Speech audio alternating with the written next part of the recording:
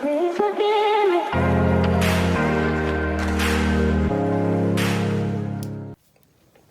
Leaving your comfort zone is not meant to stress you, it's meant to stretch you to get something greater out of yourself.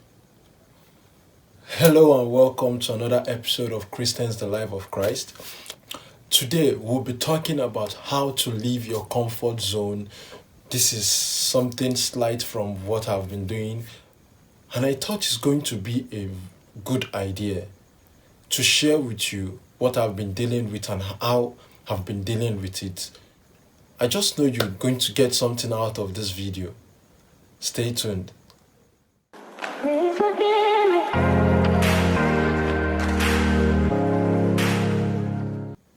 We all know the only way to fix a problem is to acknowledge that the problem exists first. And also, our comfort zone differs so much. To some people, it's their job. They really want to leave this job that they are in because they don't find joy in that job anymore.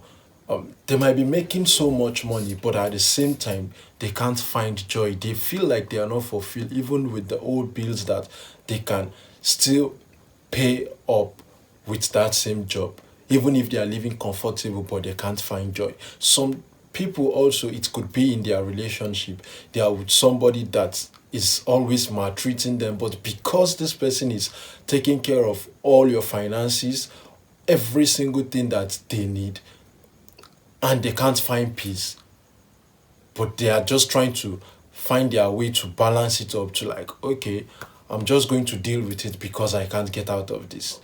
And to some, it's still relationship issues. Maybe somebody hurt you before in your former relationship, and you're like, okay, I'm going to padlock my heart now. I'm not giving this heart to anybody else because this person hurt me. It might be 3 years ago, 2 years ago. Some people could just lock themselves up, and all they need now is just to allow themselves to experience love, but they can't do it because they feel comfortable being single. I'm not saying being single is something bad. You really want a relationship, but at the same time, you're scared of getting into one. And to some, they're still staying with their parents. Maybe because they feel like, if I leave my parents' house now, I've been getting free meals, shelter covered, and all that. Yeah, it might be part of a way of checking your finances, but the truth is, you can't be a man or you can't be independent if you don't step out of the house at first. Your parents had to step out of the house, else you could have seen them living with your grandparents before they gave birth to you. So if you fall into any of the category I just mentioned, this video is actually for you. I'm going to mention few tips of how to get out of this comfort zone, probably 7 of them, to help you move out of this comfort zone into where you think you should be, into where you really want to be. The first thing you need to do to get out of your comfort zone is to decide to tell yourself the truth. Like, nobody can lie to you better than you lie to yourself. If you keep on lying to yourself that, okay, I'm actually doing well now, you don't want to admit that, look, I really need to get out of this. You can't help yourself. So the first thing you need to do is to decide. You need to decide to leave the comfort zone first. Maybe then this video could help you. Number 2, stop procrastinating. Just tell yourself, I will do it now. Just cross your mind and tell yourself, I'm really going to get this thing now. Stop procrastinating. Like, procrastination could keep you in a small room for decades. The truth is, the best time to start anything you really want to start is yesterday, because you don't really have that time. You're growing older.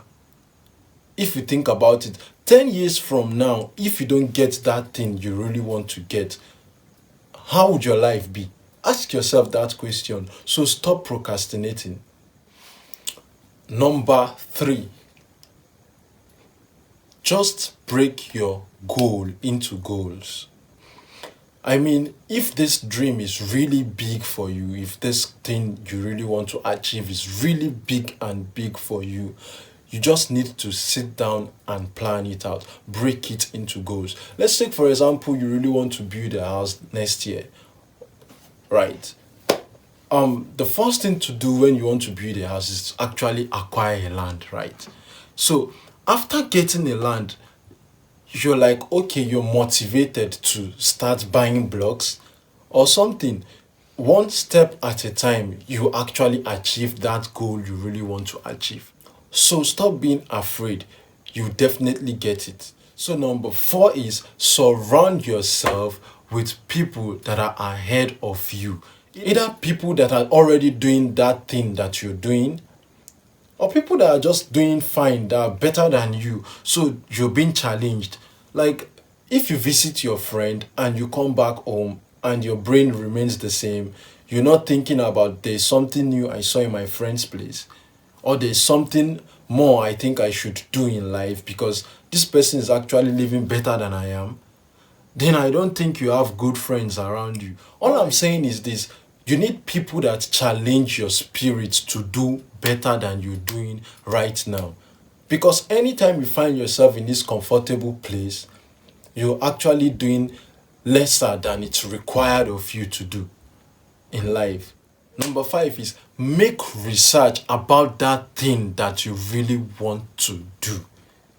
I'm talking about people that are leaving their job now, that they want to become an entrepreneur or just to do something new in life, or that thing that they really want to do that's going to make them happy and at the same time it will earn them money. I feel like you should go ahead to learn about that thing.